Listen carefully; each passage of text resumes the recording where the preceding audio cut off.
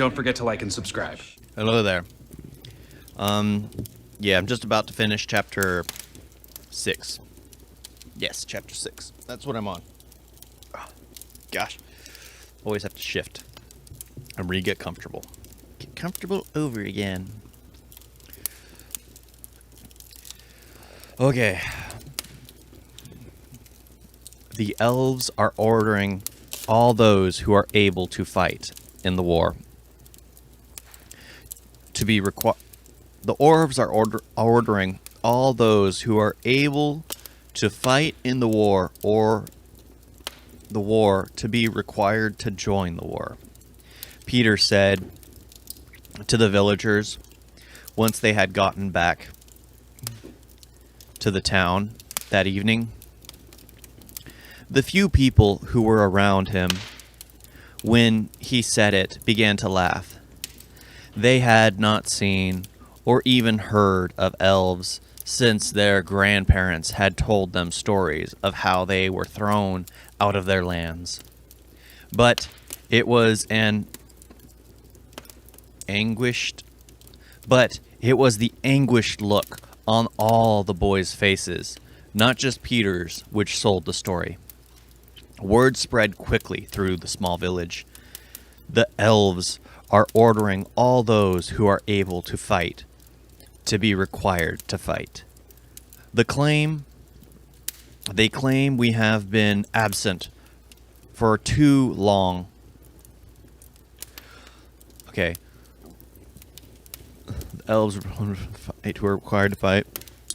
They claim we have been absent for too long from the war, which they themselves kicked us out of.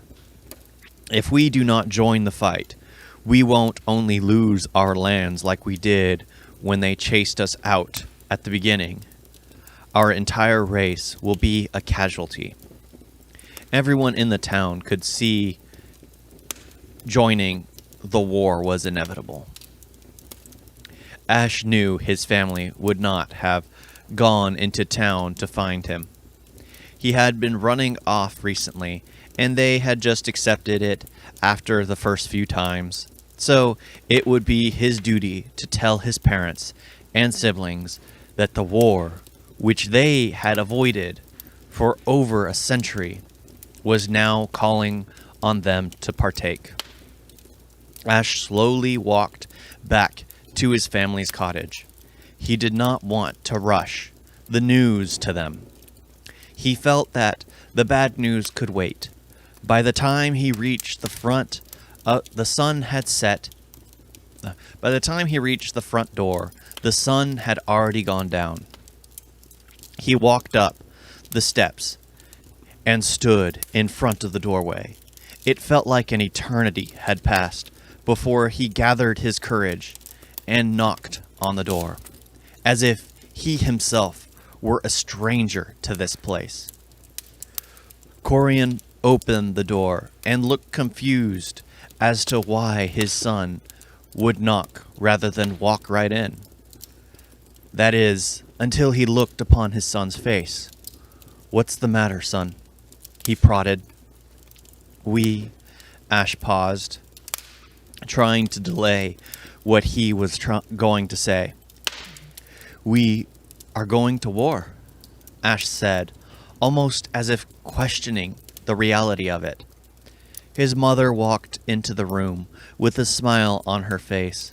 "Oh, how nice of you to grace us with your She cut herself short as she saw the expression on her son's face. "What's the matter, Ash?"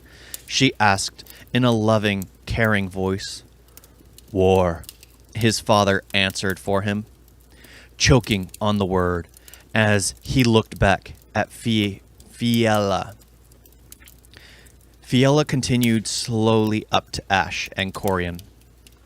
"Is this true?" she questioned, trying to keep the fear out of her voice.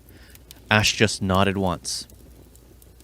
"Oh my," Fiella gasped, leaning onto the back of a chair. Corian looked back at Ash. "Son, can you tell us how and what you have learned about the war and why we are being called to be involved in it. Tell us everything you know. Corian was obviously strained as he struggled to be measured and controlled in response to the dreadful news. Well, in the middle of the night, Peter, Gerd, and Hollis woke me up. Peter told me that an elf was expected to visit Anchor Hill.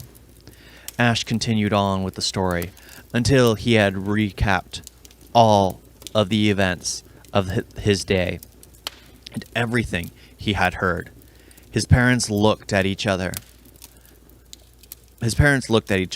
With grave concern. They had 9 kids, after all. Corian could not be spared to go off to war. Who would help look after the farm and raise his kids? Ash left his parents alone, in solemn silence, with their thoughts as they pondered on the heavy weight he had just